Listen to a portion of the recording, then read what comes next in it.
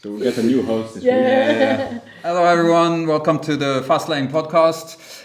This week we have gained a guest, which is guest. Who made a short appearance last week. Oliver is here also with us. As usual, my two wonderful co-hosts, Samaria and Venier.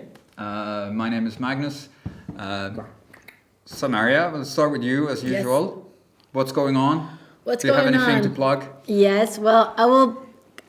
If I don't have any seminars or workshops, I know I'm not really plugging anything about cars, but I'm plugging stuff about personal development and mindsets. So the topic, so as I mentioned last week, my mother and me, we're starting a YouTube channel, and the first video that we're doing, the topic is about what it's like to be a single mother in another country. Because, as you know, like I grew up in New York, and as a Mexican woman, my mother was a single mother. So we're going to talk about this.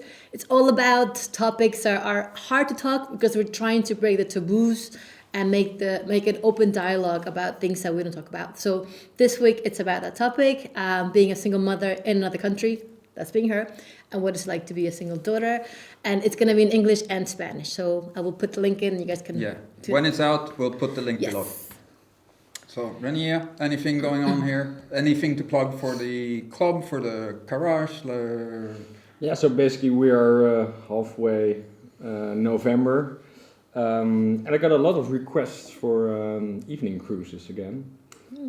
This late in the year? Yeah, this late in the year. Like several members came in and they said, when is the next drive? And global warming. It got some attention on social media, nice. Which is great.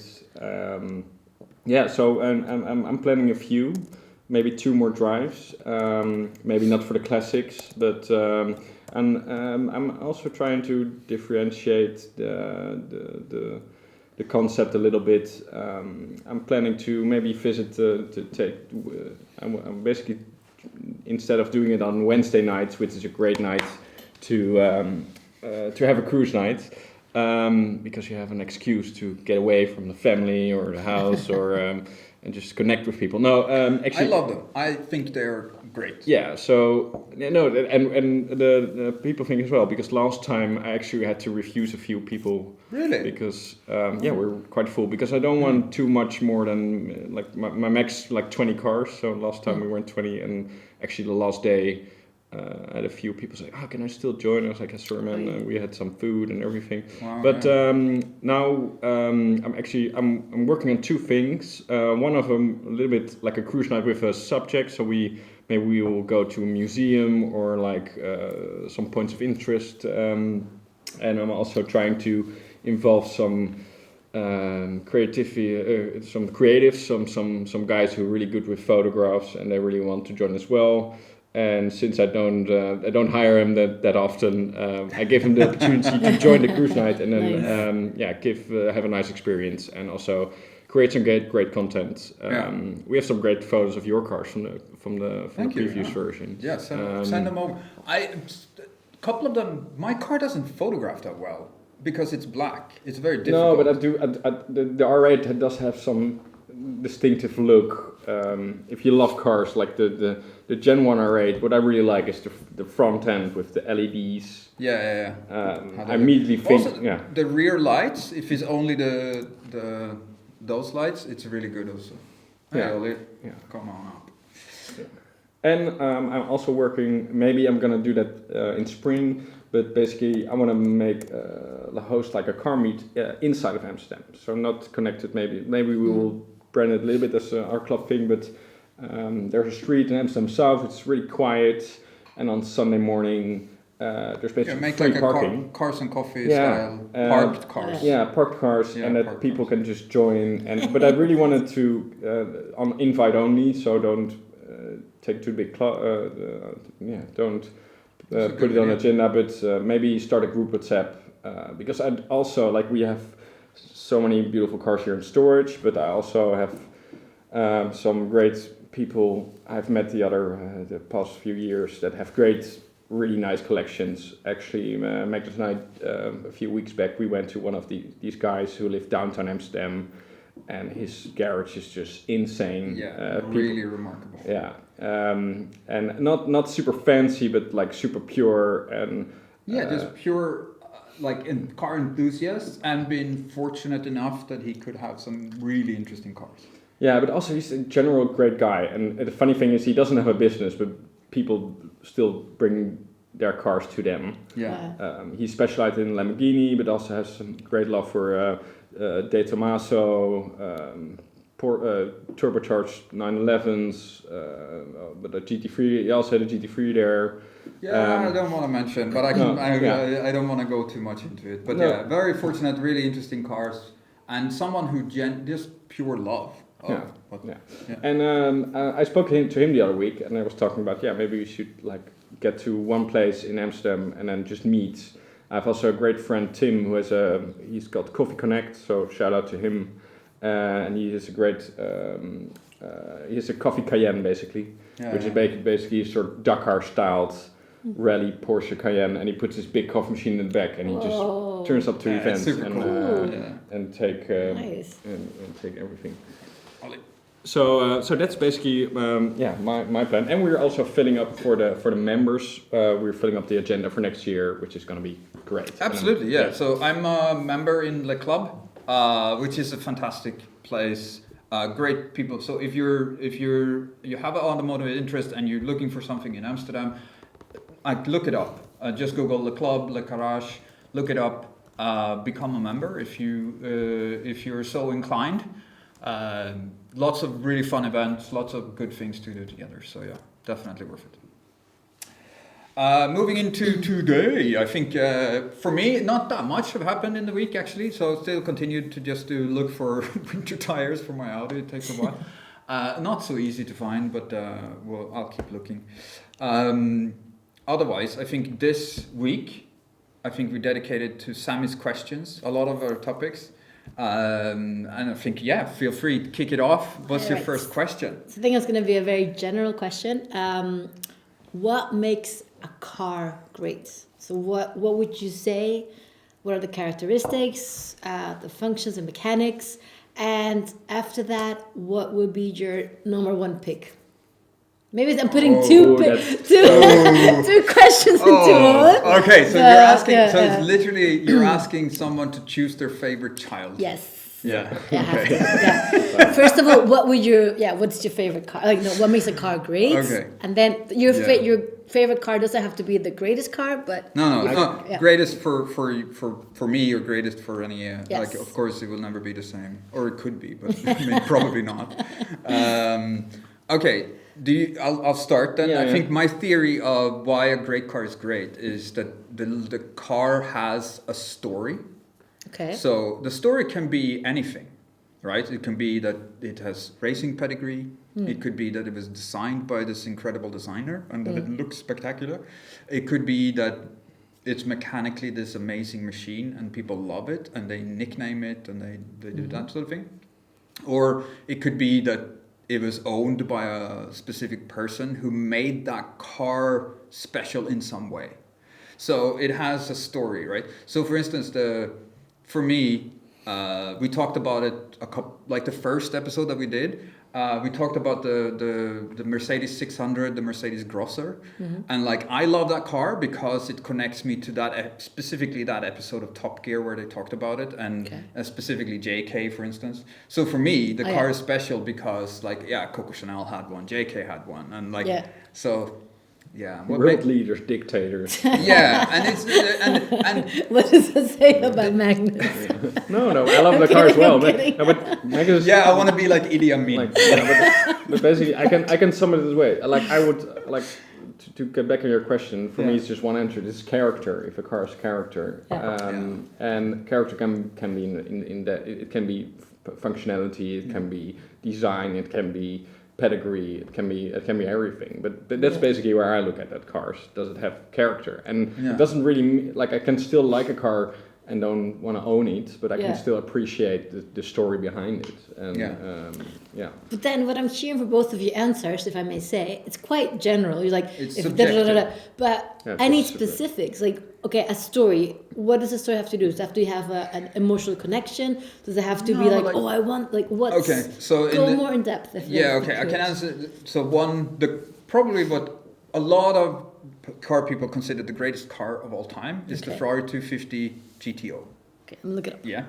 Yeah. And it was at the pinnacle of sport car racing. This car was the pinnacle of sport cars. Okay. And yeah. currently in today's, I mean, it's worth an absorbent amount of money, like, I don't know, 20 million or something. I mean, more probably. And they only made 30. It says $51.7 million. Yeah.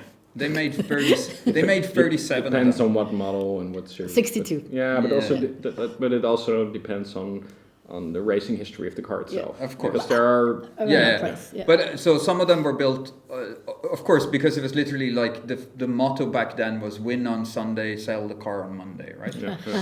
So that's how Ferrari existed, was that they would win the races on Sundays, and then on Mondays people would go in to buy the cars from Ferrari. and that's you have a link to the name because it's also called a GTO, which means Gran Turismo Omologato, which Yeah. basically means homologation. So Specifically for a specific race, right? In this case, it was the sports car racing of the time, and what makes that car great is the fact that it has this racing pedigree of winning everything, and it was dominant in the years when it was, but it also is, one of those legendary Ferrari cars, and it's like. And I think, it's objectively very beautiful. Yeah. It's a very gorgeous car, handmade. They were all handmade. Yeah. So they're never. Some of them are really different. Like there was like, some cars and they only made 37 of them. Right. Only 37. Yeah. It was Because only Wow. 37. they were just racing cars. Like really rare cars. Wow. And then because they were also handmade, it was literally like on one car, the door is 2 centimeters longer than on the other one. Like it's all like they were all bare aluminium. completely and, bespoke. Well, here it says there were 36. Oh, I thought it was 37. I Sorry, but hey, I Internet can be Google. wrong, right? So it's like 36. I thought it was 37. Still, but yeah. it's From that era, unbelievable. I actually like the same chassis basically. The 250 chassis is basically the where they're made of, but I like the short wheelbase version more. And if you like, because Sterling Moss drove them, and I think they're more pretty. And I like the 250, the Lusso.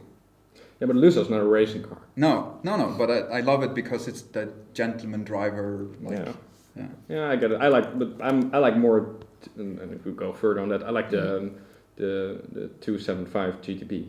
But gorgeous I think car. that's gorgeous car. But that's all But subjective. that's how, like that. The reason why that car is great is that kind of epitome. It gives the Ferrari story the real, like, win on Sunday, sell on Monday, hand built, bespoke.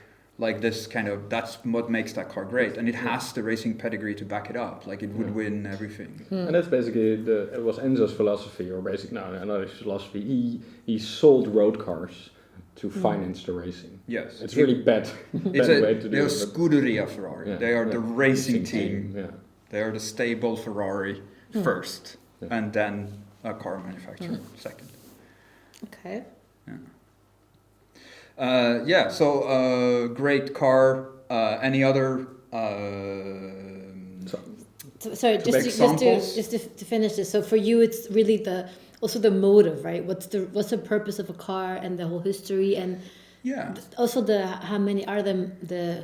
What is it called? If they're not so many of them, then it makes it more unique, and No, the but it value goes up. doesn't like doesn't- I have a nice thing to further elaborate. Like these are multi-million euro cars. Right. They're very desirable, but and they have character. But Yeah. I own a little old Fiat 500, and they made I think 3.5 million of them, and still they have. For me, they have character, but I like them because they're also designed in a certain way, and they were the car of the people, basically in Italy. They're designed in Turin, northern Italy. The first gear you don't use it here that much. It's only to from standstill to roll, but it's actually designed to go uphill. Yeah, exactly. In the Alps. So and it's basically it takes a lot of, even though it looks like a simple car, it's really well thought through. and well designed, because you can see that the designing phase is a big part as well. I think, and modern cars lack that sort of character. I think, because they're all on the same platform and. Yeah, I wouldn't say that every single modern car lacks character, but it's more difficult for cars to have character. Yeah, for sure, definitely. Yeah. But getting back to your question, so the follow-up would then be, what's our greatest car? Yes. Okay, it's very difficult, because for me it would be greatest car per category. No, my question: the greatest car of all.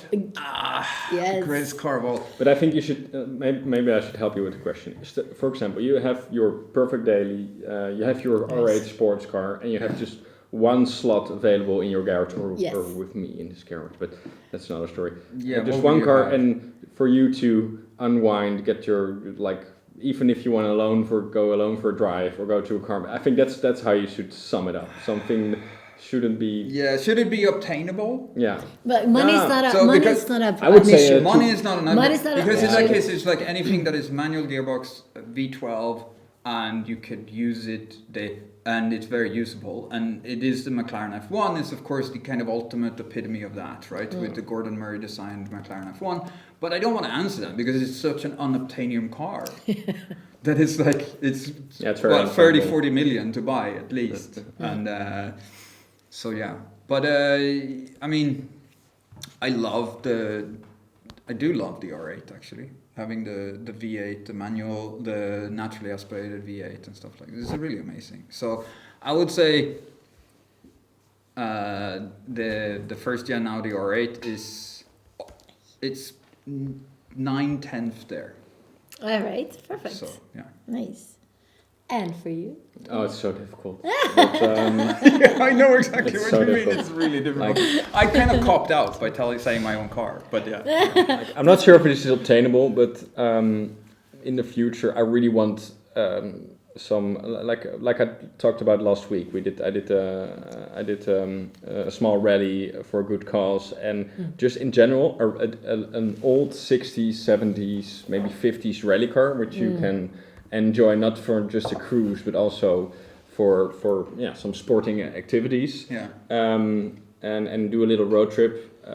Like I would love to have an old 60s Porsche, or an Alfa 1300 Junior, something like that. But if you look a little bit more unobtainable, a Lancia Stratos, just a Gandini design, and then just a road. Yeah, it's also a homologation car. And they did rally in that thing. It's the last rear-wheel drive car that won the World Rally Championship before four-wheel drive. What's the name? A Lancia Stratos. Lancia Stratos. And that's Lancia Stratos. Tipo 829 or something. Okay. Like. And with the Italian Alitalia. Yeah, it's a Ferrari Dino library. V6 engine, Gandini design, and I just would like to have you have the rally car lookouts. They also have. It's really they nice. also, I think they're $500,000 or something. Yeah, Voila. but also they're so difficult to drive because the wheelbase is tiny and it's super difficult to drive. But actually, look it up in Alitalia livery. Yeah. That car in the Rally Alitalia livery is perfect. It's like the perfect car. And they sound so amazing. But I would like to have to like for sure the rally versions.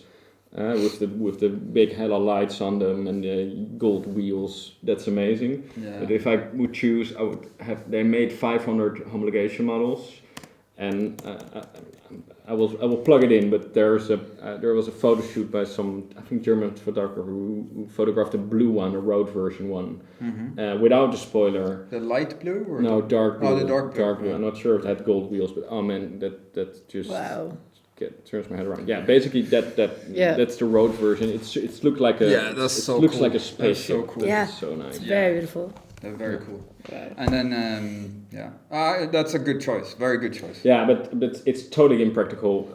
I've seen some. I did some due diligence of some owners, and it's really a handful to maintain and everything. You need specialists and. Yeah, but if one day I could even drive shotgun with it, I will be very satisfied. Yeah. Yeah, It's basically a rally car, but homologation model for the road. Yeah. They had to build. And it's not particularly pretty. Is that Group B? It looks like a shark. Group B went before it went nuts. Before Group B went ballistic, yeah. It I could think be. so. Yeah. Yeah, it's such a. It looks like a shark. But it's like and it's I think it was Group such a 4 or short something. wheelbase as well that it was just like it was designed so it could go around corners easily, right? And it's a rear mid-engine car with rear-wheel drive. Okay. So it's just would turn on a dime, right? And so it made them they deliberately made them unstable to be able to turn fast. Okay. Like. Yeah, it was part of the Group 4 motorsport. So Group 4. if you Renault Alpina A110, but also the De Tomaso GTS, same as the M1. Wait, was it really the last two-wheel drive? No, I think it was there was another Lancia after. From the rally pedigree, you mean? From the Rally Lancia. I think it was the last rear-wheel drive to win the World Rally Championship. No, I think there was one Lancia after. The 037 for sure. Yeah, the 037. That's the one. So, yeah, that's the one. But Lancia, definitely the Stratos, it did win the World Rally Championship. Yeah, for sure. Yeah, that's crazy. Yeah. So, what country do you think manufactures the best cars? Great question. So historically.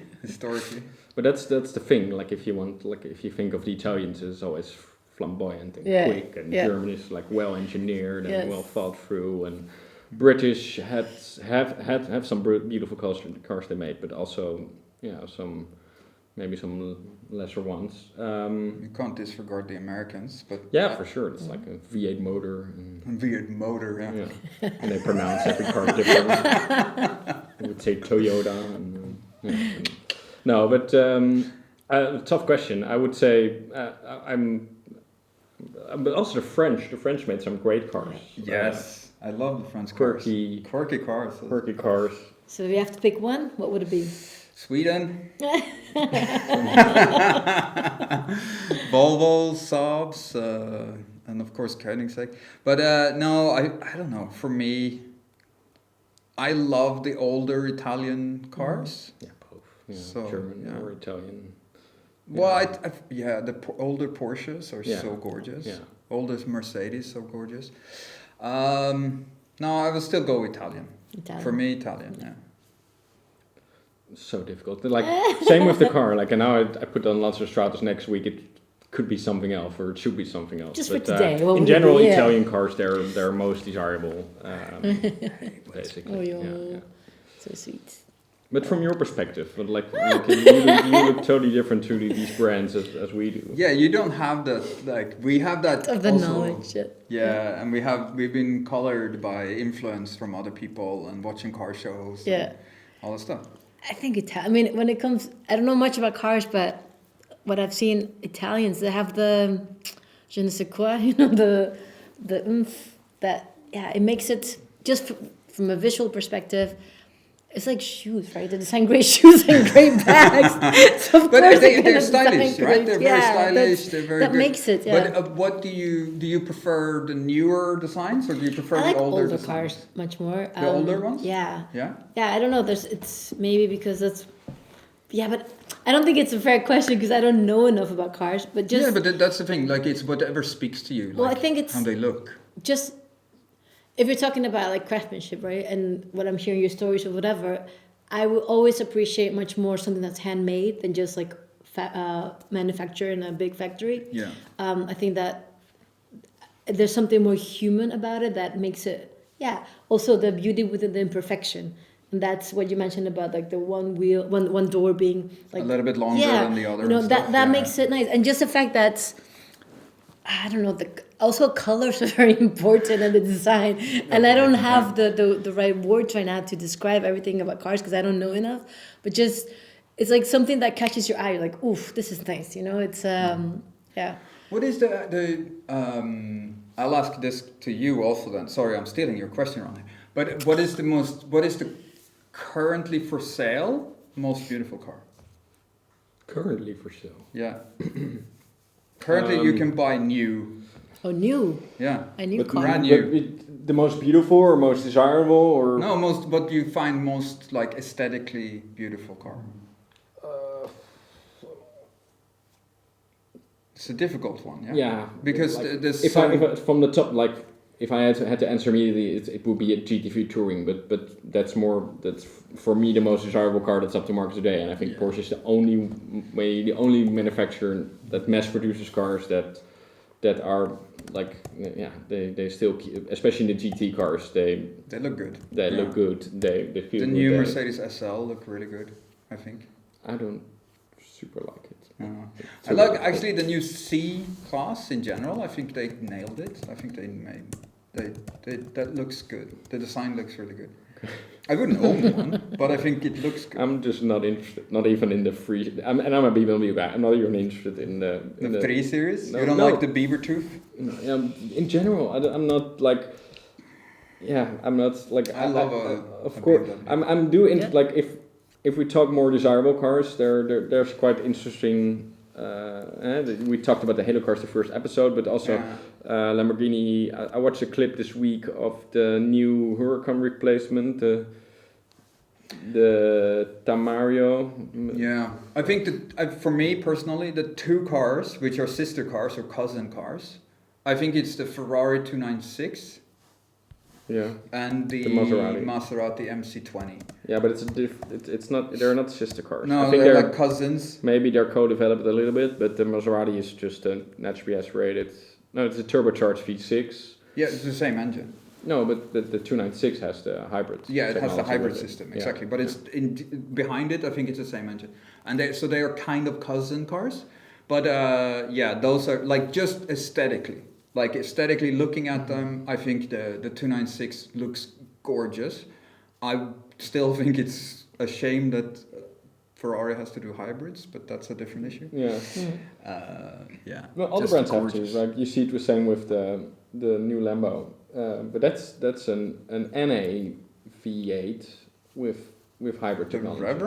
The Reveton? Yeah, it's 9. It's a V8. Yeah, it's It's not a V12 anymore. No, not the Rivelto. I'm talking about the Huracan replacement. The Huracan replacement. The Italian. That's the thing about Italian cars. The names are just Temerario. Yeah, that rolls off the tongue. Oh yeah, but it's Temerario. Yeah, Lamborghini Temerario. But and it's a twin turbo V8. It's not. It's not. I like how that car looks. Also, I really like how. Yeah, and it's sort of a mini 918 Spire. And it still has that hexagon thing going that they the styling is always like super the dramatic. Siesto Elemento, which was the 6th element, which is charcoal, which is the hexagon. Yeah, the hexagon lighting, the LEDs. Yeah, but they used it in the Gallardo facelift already. So it's they had this concept car based on the Reventon, remember? yeah, I remember. You have to pronounce with a B or something. It's quite crazy, but that started with the whole fighter plane look style. Yeah, and the Siesto Elemento and all this stuff. They have been that's why you have the hexagon. You know why they have the hexagons, right? It is because of carbon. Because you make the honeycomb shape of carbon. That's how you make carbon structures. So isn't it because carbon is just hexagon? So the that's why they have carbon. the hexagons everywhere, and that's why they call Siesto Elemento, which is the 6th element, which is charcoal, which is carbon, and so they have Lamborghini has this hexagon thing going. Good to like it. I like the link. Yeah. So then, do I have another question then? Sure. So I want to ask you, what is the difference for you guys, if you have to choose one, or between the Maserati, three types, Mera, the Bora, and the Ghibli. Okay. What did you like about? Which one would you choose, and why? And which one would you not choose? But I in general love old Maseratis, but not the ones, not the Bora and the Merak. I like the Merak. Like the Merak. There was a great Top Gear episode of the budget supercars. Yeah, the budget supercars. They got 10 grand and bought like the the cheapest supercars they could find, and Jeremy had a Maserati Merak, which is a beautiful car. They look gorgeous. Yeah. They look really gorgeous, but it disintegrated during the episode. Of course. Why? Let's just say that reliability was not high on the list when they made it.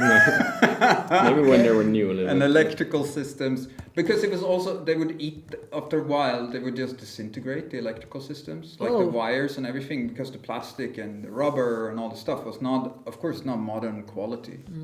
But the thing is with the new Ghibli, I like that they bring back like this 4-door, not the full quattroporte, but the smaller. Yeah, but the sedan. build quality was, I mean, awful. It was like, did you see when, what was his name? Doug DeMuro did this famous Ghibli thing.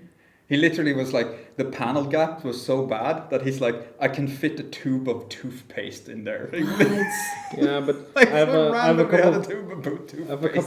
couple of clients who drive the Ghibli, the modern one, and one guy he's a super Italian car fanatic. He has some great cars, but he dailies this 2015 Ghibli, and he's just I don't care that I had to replace the turbos and that the when I put it in reverse the camera doesn't work, or sometimes it works, but it's just like I could arrive at my appointment in a C class, which is like, but now I arrive in this and I feel better. So it's just raw emotions, actually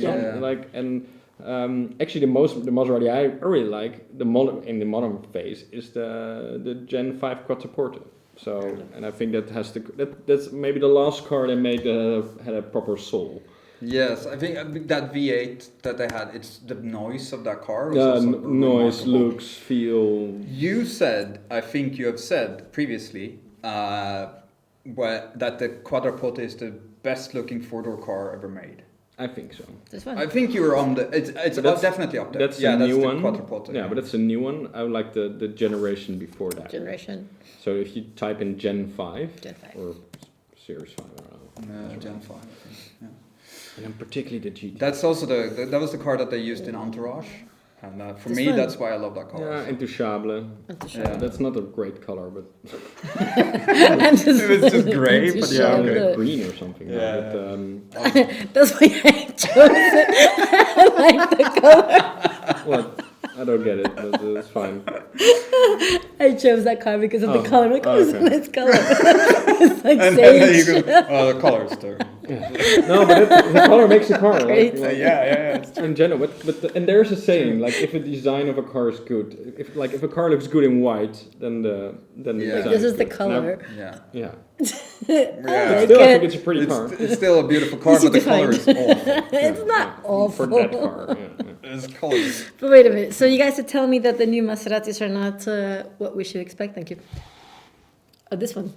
But from a non-car nerd perspective, I think that's a great looking car. Yeah, that's a great. And also at the You time, don't like it, I think. well, at the time they released it, it was by far the best looking like luxury 4-door saloon because it went up at the original Porsche Panamera. But that's the non-facelift. That's also really important. Like I see these pictures you bring up. Yeah. But if you're like I have a client that's looking for a Generation 5 Quattroporte, but he wants one with you need to have the facelifted model. Because then the lights are LEDs and they have the ZF gearbox. And you want the really ZF gearbox. The ZF you need like the a ZF must. gearbox. Yeah. Otherwise, it's just a robotic manual, which is terrible from that era. But and you need and you need a proper nice configuration because some of them are spectrumously. I looked at them and it's like there's someone who was very high when they spec. Yeah. So But that's the thing in Italian. If you in 2009, if you weren't broke after the financial crisis, you could go to this dealership and say, I would like dark green leather in my Quattroporte, and they will do it. And people spec these cars. And some of them they age really well, and some of them are like this. Yeah, people maybe not everyone agrees, but. So Rene, you said a word that I heard last week. facelift. What is a facelift in a car? An LCI. What is that? A facelift of a car, it's literally like when they renew a car, refresh That's a car. just refreshing. So, So like old model to new usually, model. yeah, so usually it goes like this, like the lifespan of a car, Yeah. it goes like the launch of the car, and then it has the original state of the car for Yeah. X number of years. Okay. And then after half the lifespan of the car, Yeah. they do a facelift. So they change the design a little bit, usually in the front and usually in the back, But the and then concept says upgrade same, yeah. upgrade the technology in the car. Yeah. Usually they add better screens, or they upgrade the in general, or fix some things which was problematic with the car, and then they finish the lifespan of the car before the next version is released. So it's a same version with new Yeah, like just upgrades. kind of upgrade looks and upgrade And technicals. from a manufacturer perspective, that's a really wise thing to do because it costs millions to develop a car, right? It's, sometimes it's at Billions. 10, you talk about billions. And it's the car needs a lifespan. And Maserati I think if you, like the German sedans and the station wagons, they have a lifespan of like 8 years or something, or 7. I think it's shorter nowadays. Yeah, But like 5 years maybe? Yeah, no. Yeah, okay, maybe, okay. Yeah, because nowadays it's more like the new. How long did it take from the old 3 Series that was on the market for 5 or 6 years? So 5 or 6 years. Yeah, something. But if you look at Italian cars, they get a facelift maybe after, like some cars are in production for 10 years, or if you talk about Lamborghini, they're even longer. The high-end models. yeah. The Aventador, how long was it in production? Crazy Like long. 12 years. 12 years. But why is it so long? What makes it so? Because Because also, it's expensive to develop. Yeah. to make a new one, and also if they're still selling. Yeah, of course. Yeah. Why? Yeah. Don't change Yeah. a winning team. Basically. Yeah, exactly. Yeah, like but Lamborghini is not a great example. Nowadays, Lamborghini is doing fantastic. Nowadays, they're recording record profits after record profits. Okay. Actually, within the VAG group, they are the company that probably is doing the best currently. Yeah, And, because really- Volkswagen is doing terrible. But because we can dedicate a whole subject to that. we should. But Yeah. we should make a Volkswagen special. Perfect. Yeah. Do some due diligence. Yeah, no, but also like recently on Haggerty, also for your audience, like on Haggerty you have Jason Camissa, really fantastic car automotive reporter or journalist, I agree. as in a proper journalist, not like us, it's just like hobbyist. He has a series there about Volkswagen and about us. Like, check it out. Go to Haggerty, check it out. This is amazing. Yeah, but maybe we can link it to the topic. Like one of the reasons why Volkswagen is doing so badly is because they decided, because every brand is pushed into this electric vision of the future and everything. And if you agree or disagree, it doesn't really matter. But in the end, it takes the big corporations a lot of money and knowledge to invest, basically. And also, even though Volkswagen or the VAG Group is a giant in this automotive space, and they went to a gamble to basically develop the electric cars. It's totally separate from their normal internal combustion cars. Yeah. So they set up this ID brand and went through it, and it cost so much money and energy to go through this. But in the end, the market didn't like it, because if you're used to a Golf, you rather and every 5 years you renew your daily Golf, and then there's no Golf anymore, because now it's called the ID3 and it looks different and the philosophy is different, and that's maybe a fault they made. And if, for example, if you on the contrary, like look at BMW, they had a strategy of just co-developing their internal combustion engines with their electrical cars, so that you have the i4 or the 430, and it's basically the same car, but the one is electric and it looks the same, and there's some difference. Which I think is the best example of that. But I think also what Volkswagen did, what was the problem was that they were the victim of their own success with the Golf 7. Golf 7, 7.5 were probably the best all-round car ever produced ever. It was so good when it was released. You had one, I think so. Mercedes, Two. Okay. Two. Yeah. And so I had a normal one, 1.4, and then I had a Golf R also. Yeah. So they were really fantastic cars. But the point that I was completely forgot what I was going to say now.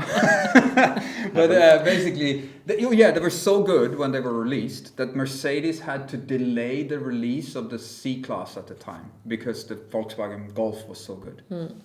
Like, how do you also, like, what they should have done is just continue to develop that car, because they also did an electric Golf. They did one. They did one. And they could have just continued to develop one, and it would have been amazing. But yeah, I mean, it's easy for us to sit here and say. Yeah, for sure.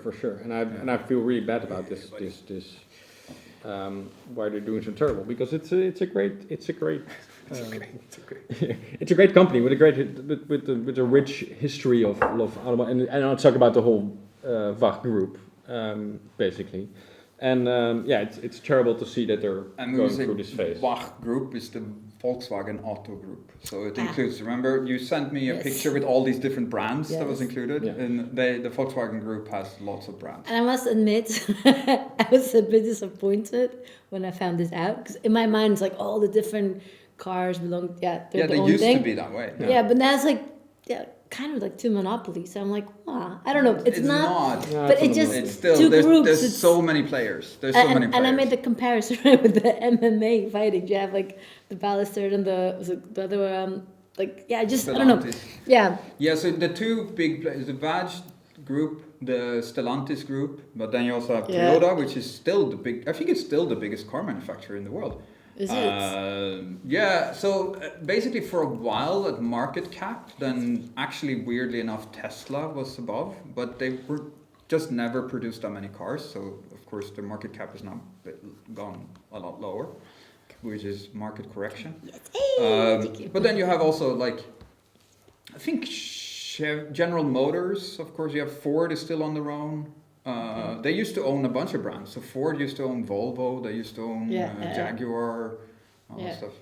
It was very and insightful Aston Martin. That's why the Jaguar XKs looks very similar to the DB9. Looks very similar to the Mondeo at the time. It's all designed by the same person who worked for Ford. And, so basically, if by numbers, Toyota is the biggest.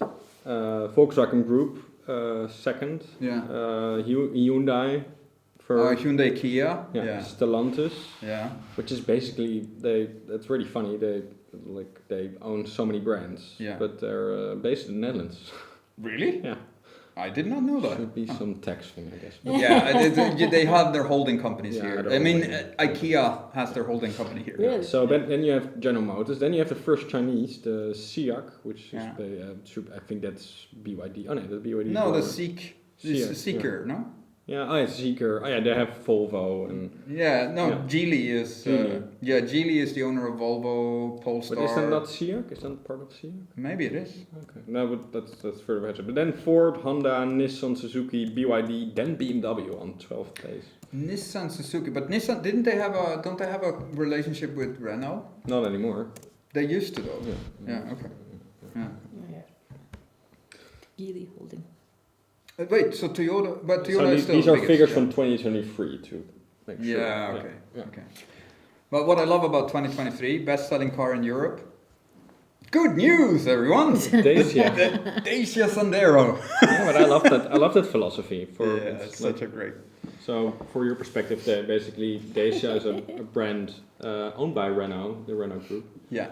And they basically put on the cars on a little bit more budget cars, and they're based on Renault technology from a few years back. And they're doing pretty well because it's just old parts. It's just great value for money. Yeah. And it's super developed. So they use everything that works. Yeah. And put it in a car, which is it's a great philosophy, and they're doing very well. Are they desirable? Not really.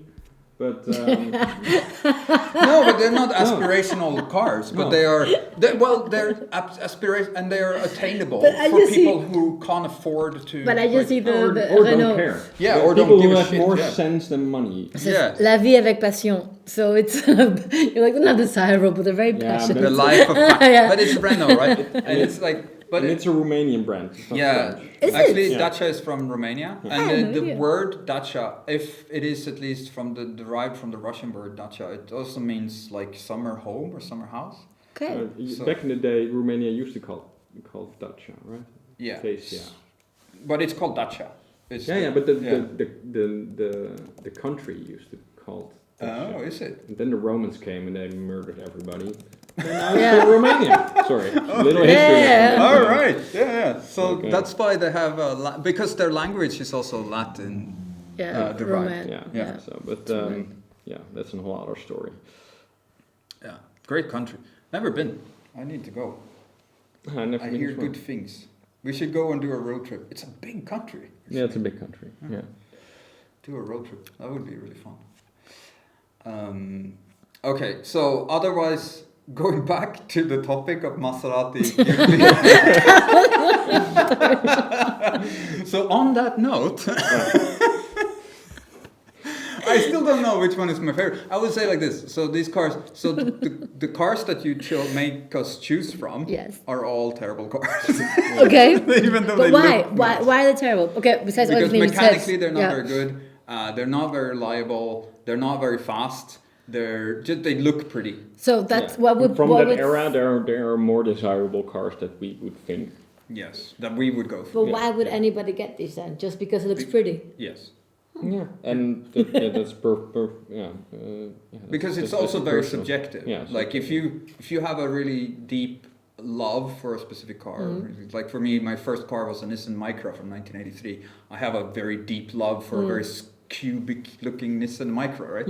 But no one else does. So. For me, it's an old Fiat 500.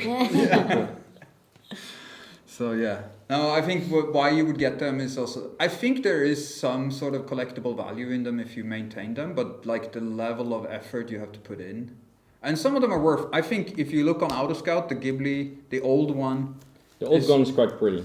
yeah, actually. the old one is really pretty. I think they're in the 120k range. I think they're Really? quite expensive.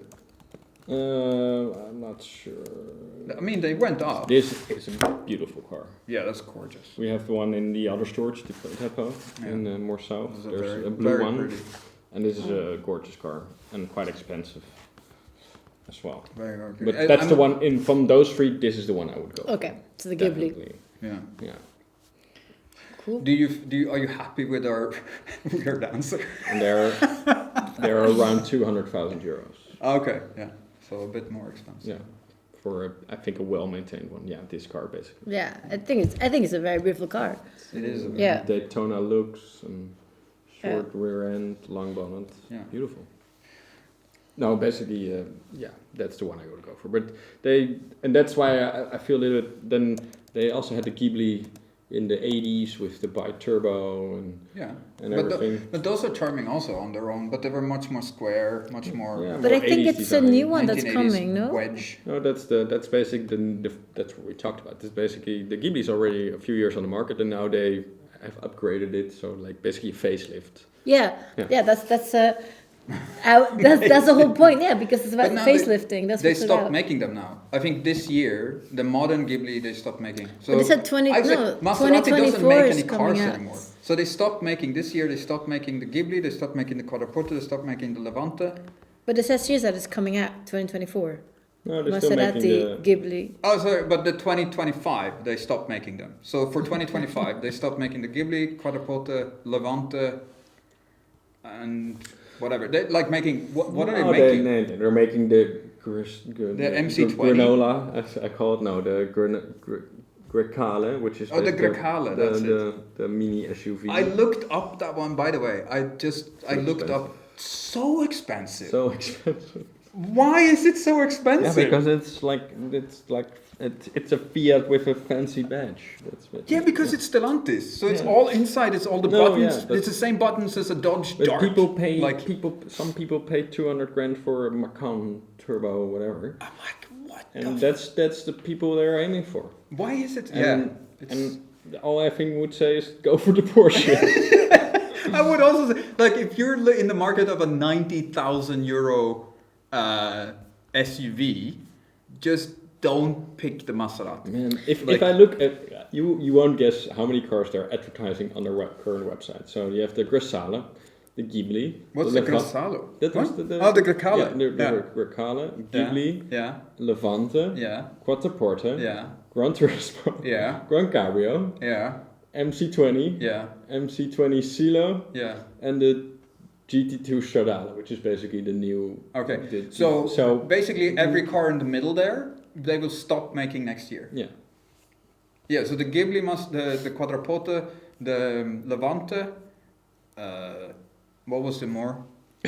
Yeah, the Gran Sport and the Gran Turismo. They're also stopping next year. The Gran Turismo, like talking about facelifts. Oh yeah, This car was this car the first and they launched it 07. Yeah, 07, 06, I think. 06 or 7, yeah. And they're great cars. And back in the day, they had nice V8s and everything, and now they're all V6, I think. Yeah, they're all V6 turbos. But they basically did a facelift after 12 years, and the car still looks good, I think. But I think they don't change the rear lights, which is... Oh no, they did change the rear lights. So you can buy a brand new one, and it's 270,000 euros to buy. Yeah. Or you can buy a used one, which is depreciated to like 30,000. And they Wow. look pretty much the same. They look the same. No, Okay. my girlfriend would say that's the same car. Yeah. Yeah. And like, you would have to... not only would you have to be like car knowledgeable, you would Yeah. have to be Maserati knowledgeable. Really? To be able to see the difference. All right.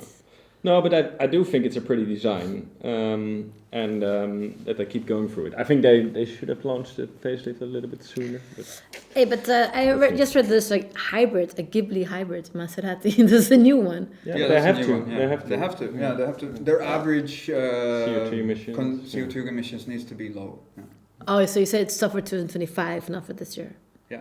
Next Okay. year. And I think there will be like I think the Grecale is already electric, and they Yeah, need to so bring some electric cars. they The will, Gran of course, Turismo they also because did an electric one. It's all in the Stellantis group, right? So the Alfa Romeo have a bunch of small SUVs now, and then they will probably take some of them and just badge them Maserati and make them look a little bit different. And that's basically that's how it works. Because also it's so expensive to develop a car. As we mentioned, it's billions, right? Yeah. But if you develop a platform, Yeah. and then you can just put whatever around it, right? So in the Fiat group, the Fiat 500, the new one, is the same car as the Fiat Panda, for instance. Oh. Or we talked about the Golf 7, it is the MQB platform within the Volkswagen group, which is the Seat Leon, the Skoda, whatever. It's like the same platform of like 9 different cars. And you mentioned the Cayenne, which is also like... because the Cayenne is the same as the Touareg, is the same as the Urus, which is the same, like, it's all this, and the Bentley Bentayga is probably... I always say like some people who drive like I think they're not all the same. I know the Cayenne, the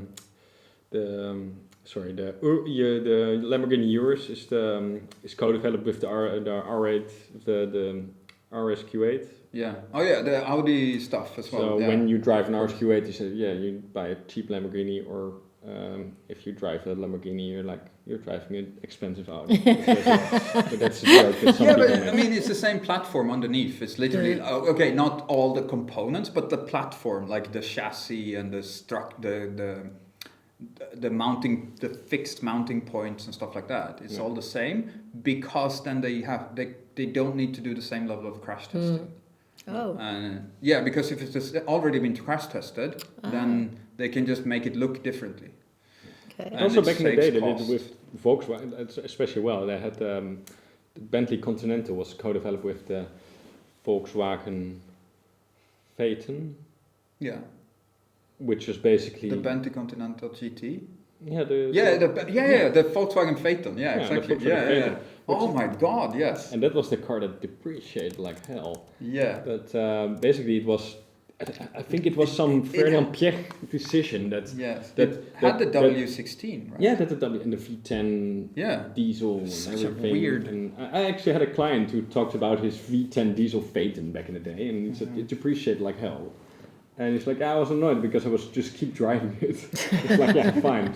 Let's I'll write just it keep off. the car. Yeah. And then, but he said it was a great car. He had the V10 diesel. Yeah, And they also used that engine in the Audi Q7, right? Yeah, Audi Q7, and they also had a Touareg. Yeah. Oh yeah, the Touareg V10 diesel. Yeah, Oh crazy my cars. god, you can get a manual V10 diesel. Was it manual? Yeah, you can get a manual. Okay. Yeah. Never seen it, but So crazy. Yeah, but it's crazy. And actually, about the Phaeton, they actually designed it because Ferdinand Piech decision was that the board from Volkswagen shouldn't be driving Bentleys, but then they just made a Bentley look like a Volkswagen. Yeah. But no, everyone who bought one, they were not cheap. No, they were expensive. They were expensive, but and they were heavy cars, really heavy cars. yeah, but they're also their flagship from technology perspective and everything. So. Yeah, basically the old ones. She's looking like a new Volkswagen Phaeton. Great car. Yeah, so we get derailed every time we try to answer one of your questions. Yeah, it's fine. I'm sorry.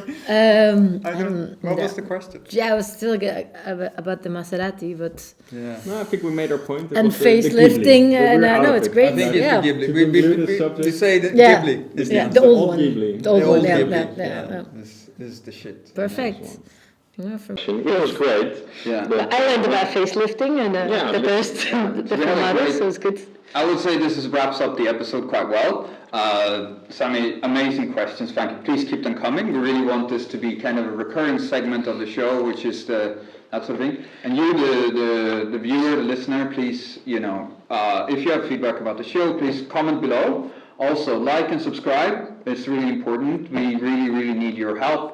If you like what we're doing, share it with friends and that sort of thing. Also, otherwise, happy with the show? Yeah, very, very right. Yeah. I think it's the best one we've ever done. Right. Thank you, everyone. And tune in next week and see you then. Thank you. Ciao. Thanks.